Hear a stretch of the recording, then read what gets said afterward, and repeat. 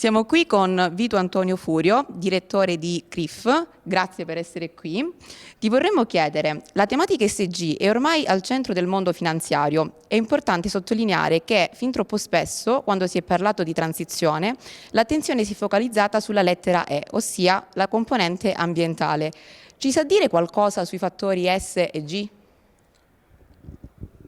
In effetti la definizione di ambiente per l'Unione Europea è più ampia, ossia per ambiente non si intende soltanto quello che riguarda la natura, ma anche l'ambiente nel quale l'azienda opera e l'ambiente interno. E questi due aspetti sono valutati dalla lettera S, social, quindi l'ambiente in cui l'azienda opera, e G, governance, l'ambiente interno. L'Unione Bancaria Europea, tramite gli EBA Factor, ha voluto definire quali sono questi elementi che identificano la lettera S e la G.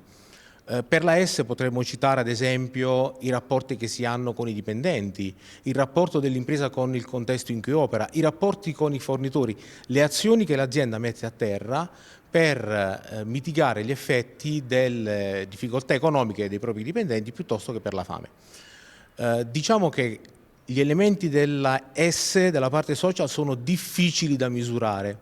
Innanzitutto perché difficilmente un'azienda riesca a farne pubblicità.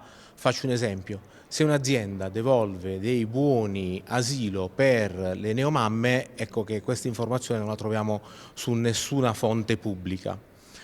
Per la parte G, anche qui citiamo gli EBA Factor, abbiamo sostanzialmente elementi quali la trasparenza della gestione aziendale, abbiamo elementi come l'eticità del management, le azioni strategiche messe a terra dall'azienda e in questo caso siamo un po' più fortunati perché possiamo recuperare molte di queste informazioni dalle informazioni pubbliche, quali ad esempio infocamere, piuttosto che le informazioni dei tribunali sull'eticità del management, verificando che non abbiano condanne penali.